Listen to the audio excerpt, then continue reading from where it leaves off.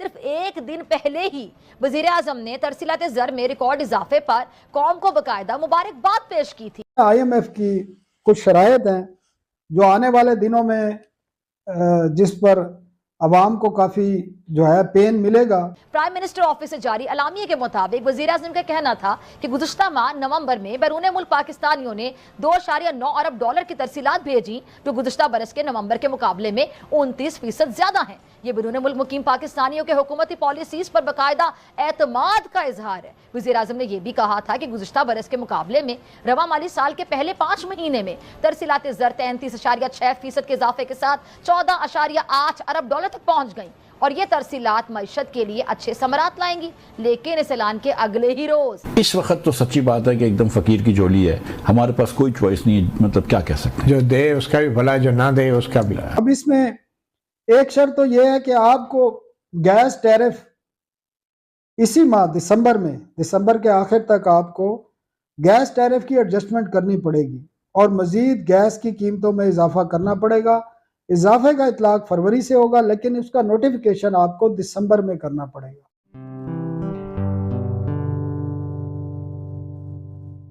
नमस्ते दोस्तों, जय हिंद। निक न्यूज़ बर्नर की रिएक्शन वीडियो में आप सभी का स्वागत है। दोस्तों, आप सभी को पता है पाकिस्तान भीख पर चलता है, कहीं ना कहीं से ये भीख लेता ही है। तो आप सब जानते हैं वर्ल्ड बैंक की IMF तो है ही इसके बहुत बड़े अब्बू, जहाँ से इसको भीख मिलती है। लेकिन IMF से जब भी ये भीख लेता है तो उस भीख पर, उस कर्ज पर इनको कुछ कंडीशंस दी जाती हैं। अब उन कंडीशंस को पाकिस्तान को पूरी करनी होती है। तो दोस्तों, IMF की तरफ से पाकिस्तान को एक नया टैरिफ मिल चुका है गैस के ऊपर, जो फरवरी में लागू किया जाएगा। अब इनके पास तो हर तरह का क्राइसिस चल रहा है पाकिस्तान पर, जैसे कि फूड क्राइसिस तो चलता ही रहता है। अब दोस्तों वाटर क्राइसिस भी है पाकिस्तान में, और दोस्तों अब गैस में भी कटौती की जाएगी सर्दियों में, ठंडे के माहौल में। अब गैस पर भी टैरिफ लगेगा दोस्तों, और ये टैरिफ फरवरी से लागू होगा और पाकिस्तान की आवाम को फरवरी से ये टैरिफ बढ़कर मिलेगा और उनको टैरिफ ये भरना होगा। अब बढ़ते हुए टैरिफ को देखकर पाकिस्तान की जो जज्बे वाली कौम है उसकी हालत पतली होने वाली है दोस्तों, क्योंकि दोस्तों आप सभी जानते हैं कि पाकिस्तान चलता ही कर्ज पर है। दोस्तों, पाकिस्तान पर इतना ज़्यादा कर्ज हो गया है कि उससे बचने के लिए पाकिस्तान को इसकी टोपी उसके सर पे घुमानी पड़ती है। कभी दोस्तों बेचारा कर्ज अपने अब्बू से लेता है तो IMF को भरता है, IMF से लेता तो वर्ल्ड बैंक को भरता है, वर्ल्ड बैंक से लेता है तो वो चीन को भरता है। उसकी हालत ऐसे ही चल रही है और कर्ज ले लेके इनकी हालत और भी ज़्यादा पतली हो चुकी है। इकोनॉमिक क्राइसिस तो पाकिस्तान में हमेशा से ही है, और दोस्तों डॉलर के मुकाबले पाकिस्तान का रुपया तो गिरता ही जा रहा है। तो इनकी हालत तो इतनी बुरी हो चुकी है जज्बे वाली कौम की, ये तो आप जानते ही हैं। तो इसी टॉपिक पर चलते हैं आगे की वीडियो की तरफ। धन्यवाद। IMF और CPEC कहना का एक और तरीका है चाइना या अमेरिका, यूँ कह दें। सच्ची बात यह है कि हमने बहुत लंबा कर्ज ले रखा है चीन से, और हमारा बुरा वक्त भी ख़त्म नहीं होता, तो हमें बार बार साथियों की ज़रूरत पड़ती है। हम इस वक्त इस जगह पर फंसे हुए हैं कि ये बात शहबाज साहब की सही थी पिछले प्रोग्राम में, कि चीन के साथ जो हम मेरे ख्याल 450 अरब रुपए इस वक्त देने, 440 या 460 या 470 अरब रुपए, मेहताब भाई को पता होगी, 470 अरब रुपए हमको अभी भी देने हैं, और हम अगले 20-30 अरब रुपए देंगे तो 20-30 अरब रुपए चढ़ जाएंगे। तो चीन को पैसे देना भी ज़रूरी है हमको, लेकिन हम IMF के कोई बगैर भी गुजारा नहीं है हमारा। आप थोड़ा सा प्रोग्राम को आगे पीछे कह सकते हैं कि यार ये प्रोग्राम में ये नेगोशिएशन गलत था, ये चीज़ कर लें या ये चीज़ कर लें, लेकिन IMF को खैर बात भी हम नहीं कह सकते और चीन भी नहीं कर सकते। कि इस वक्त पाकिस्तान का जो बैरूनी कर्जा है वो है 140 अरब डॉलर, 140 बिलियन डॉलर्स, और जो इंटरनल बोरोइंग है वो तकरीबन 10 ट्रिलियन रुपीस से ज़्यादा है। ये वो अमाउंट है जो हम खा चुके हैं, और पाकिस्तान की जो इकॉनमी है, पाकिस्तान को चलाने के लिए हम या IMF के पास जाते हैं, या हम चाइना और सऊदी अरब इन लोगों के पास जाते हैं, UAE के पास जाते हैं कि हमें रोल ओवर कर दो, $1 बिलियन लेना हो तो हम माथा टेकते हैं। तो पाकिस्तान जो चल रहा है वो बैरूनी कर्ज़ों पे चल रहा है, वो बैरूनी इमदाद से चल रहा है। तो अब ये जो $140 बिलियन है, अगर आपने इकोनॉमी अपनी ठीक करनी है तो ये $140 बिलियन वापस करने होंगे। और जो डोमेस्टिक बोरोइंग है $10 बिलियन की, 10 खरब रुपए की, उसका भी हिसाब किताब करना होगा। और इस वक्त जो हुक्मरान हैं उनकी तरजीहात क्या हैं?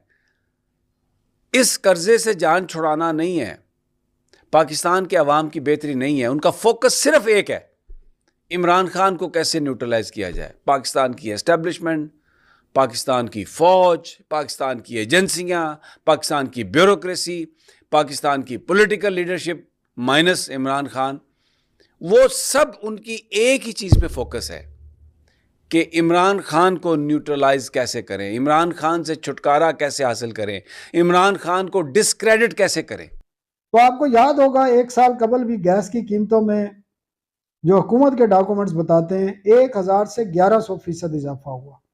अब फरवरी में फिर इजाफा होगा, ये पेन होगा, ये डॉक्यूमेंट्स में लिखा है IMF के। फिर जून 2025 से आपको जो खाद और ज़रूरी अद्वियात हैं उन पर फेडरल एक्साइज ड्यूटी लगानी पड़ेगी। ये भी कमिटमेंट है और ये एग्रीमेंट है, इससे आप भाग नहीं सकते।